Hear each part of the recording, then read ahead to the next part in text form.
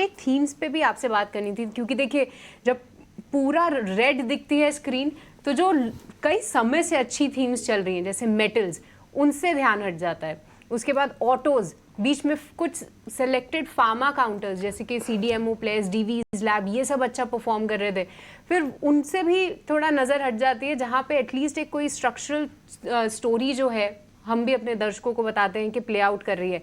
ऐसे में खास तौर से मेटल काउंटर्स पे कहीं पे ध्यान लगाना चाहिए, क्योंकि आज थोड़ी सी रिकवरी टाटा स्टील, वेदांता जैसे काउंटर्स ने ज़रूर दिखाई है, पर कितना भरोसा करें इस पर?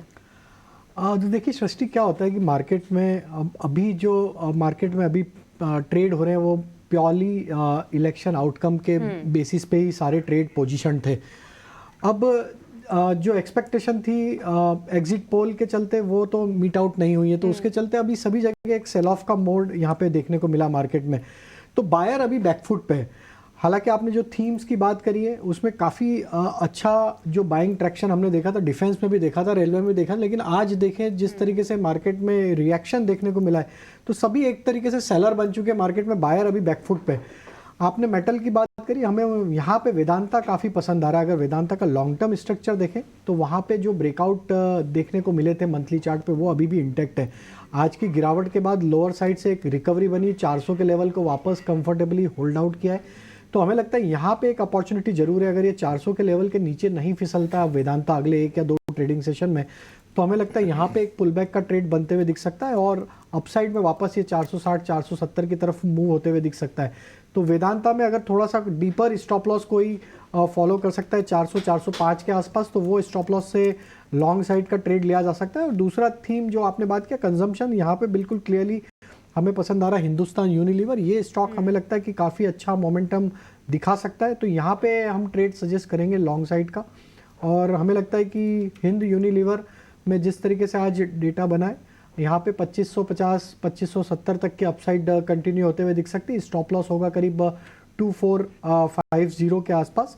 मेटल में ही अगर हम बात करें तो टाटा स्टील का भी आपने जो जिक्र किया, टाटा स्टील में भी अगर हम सेटअप देखें तो आज के करेक्शन के बाद स्टॉक ने अपने पिछले 5-7 वीक के जो एक सपोर्ट एरिया था उसके आसपास ही वापस अभी ये ट्रेड करते हुए दिख रहा है। हालांकि इंट्राडे बेसिस पे एक डिप लिया था, लेकिन आज वापस जो लोअर साइड से रिकवरी बनी, अगर ये आज की क्लोज और अगले 2-3 दिन में अगर ये 150 के ऊपर सस्टेन रहता है तो हमें लगता है टाटा स्टील में भी एक पुलबैक का ट्रेड आते हुए दिख सकता है और ये मोमेंटम 168 174 की तरफ बढ़ते हुए दिख सकता है।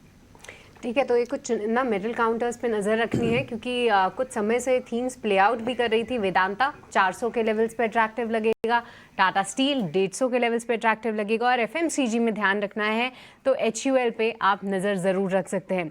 पर इस बीच ऊपरी स्तरों से थोड़ी सी और गिरावट आती हुई दिखी है। निफ्टी बैंक अब फिर से जो है एक बार 4000 के जो लेवल्स हैं वो दिखा रहा है, पर इस बीच एक और काउंटर जो कि काफ़ी मजबूती से ऊपर जा रहा है, कुछ सिलेक्ट स्टॉक्स ही चल रहे हैं। और नितलेश, एक बार सन टीवी का चार्ट बताइए, क्योंकि हम सुबह से ही इसका जिक्र भी कर रहे थे।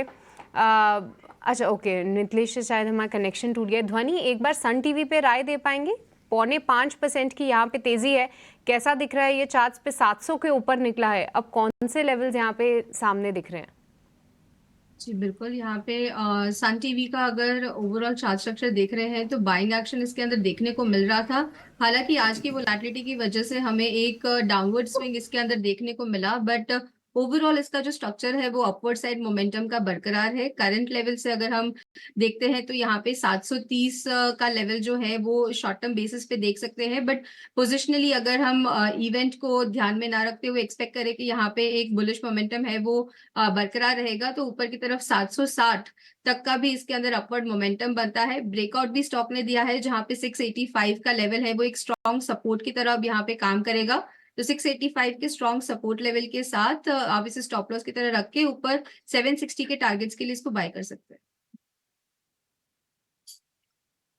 करीब करीब 1500-1400 पॉइंट की गिरावट अभी भी है। रिकवरी के तो देखिए कोई साइन नहीं है दूर दूर तक। इंडिया विक्स थोड़ा सा कम हुआ है, बस वैसे कोई दिक्कत नहीं है। अब बाजार ना बिल्कुल रुक गया है। मैं थोड़ी देर पहले इलेक्शन कमीशन की वेबसाइट को चेक कर रहा था तो वहाँ पर भी आपको जल्दी चेंजेस नहीं आ रहे हैं और थोड़ा समय लगेगा। आज हो सकता है 5 भी बज जाए, हो सकता है 8 भी बज जाए आपको क्लियर होने में आज रात तक। तो आप कोई बड़ा सौदा, जैसे सुदीप भी आपको बता रहे हैं कि बड़ा सौदा लेके मत जाओ आप।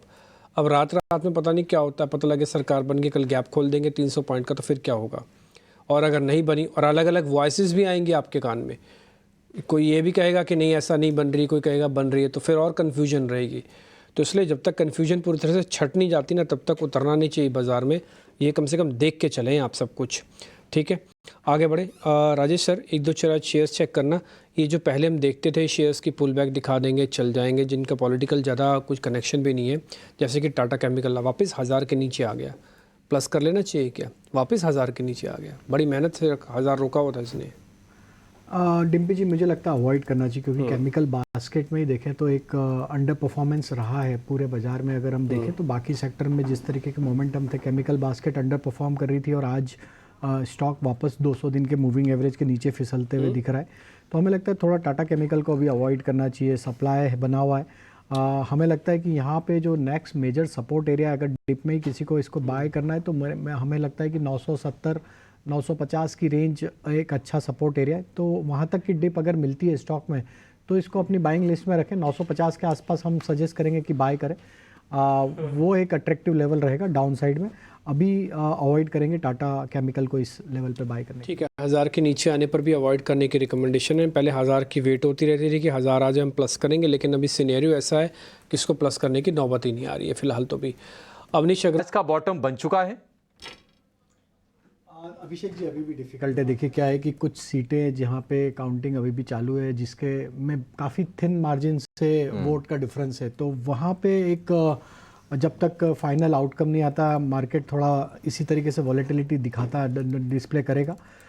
हमें लगता है कि शायद मार्केट बंद होते होते हमें अभी भी क्लैरिटी नहीं मिलेगी। हो सकता है कि हमें जो फाइनल टेली मिले वो मार्केट बंद होने के बाद ही मिले, और मार्केट में कल ओपनिंग में उसका एक रिएक्शन जरूर देखने को मिलेगा कि किस तरीके का सीट डिस्ट्रीब्यूशन आते हुए दिखेगा दोनों खेमों में। तो कल के लिए कोई ट्रेड लेके नहीं जाना है ना? कल के लिए ट्रेड ले जाना थोड़ा सा डिफिकल्ट है। बीटीएसटी नहीं पूछे हम आपसे। हाँ, बीटीएसटी नहीं पूछे। स्टॉक स्पेसिफिक जरूर जो कंजम्पशन थीम है वहाँ पे जरूर एक बाइंग का रुझान बना है, क्योंकि मार्केट में कुछ भी हो अल्टीमेटली कंजम्पशन ड्रिवन स्टोरी तो इंटैक्ट ही रहेगी। तो हमें लगता है कि एफएमसीजी एक सेक्टर है जहाँ पे फोकस किया जा सकता है। वहाँ पे कुछ चुनिंदा स्टॉक्स है जो पसंद आ रहे हैं, वहाँ पे हमें लगता है ऑप्शंस के थ्रू या डायरेक्ट कैश सेगमेंट में भी उनमें बाइंग की जा सकती है। तो वो एक सेक्टर हमें यहाँ पे पसंद आ रहा है। इंडेक्स में ट्रेड करना थोड़ा डिफिकल्ट है अभी। ठीक, लोग ट्रेड करते हैं इंडेक्स में भी। सुदीप, आप ये बताइए कि जो ट्रेड कर रहे होंगे, मान लीजिए लॉन्ग पोजीशन लेके जा रहे हैं, उसको ऑप्शंस के जरिए हेज कैसे करें कल के रिस्क को देखते हुए? अभिषेक जी, मुझे लग रहा है जो हिसाब से जो वॉलेटिलिटी कल भी हो सकती है, बिकॉज अभी तक जो नंबर्स फाइनल रुझान जो आएंगे, जो फाइनल नंबर्स आएंगे टैली भी, तो यहाँ पे उसके बाद जो वॉलेटिलिटी होगी तो 21,900 का या 21,800 का जो एट द मनी का पुट होगा वो लेके अगर होल्ड करें हम एक दिन के लिए जो भी पोजीशंस अपनी है, तो वहाँ पे वो एज अ अप्रोप्रिएट हेज रहेगा। वरना मेरी ये राय तो यही रहेगी कि ओवर लेवरेज पोजीशन लेके ना जाए कल के लिए। 1 या 2 दिन ये बीत जाने दे, वॉलेटिलिटी भी बीत जाने दे, और उसके बाद अपनी पोजीशनिंग करें जो स्टॉक्स या सेक्टर्स जो फोकस में आ रहे हैं या फिर जहाँ पे आउट परफॉर्मेंस नज़र आ रहा है 1-2 दिन के बाद।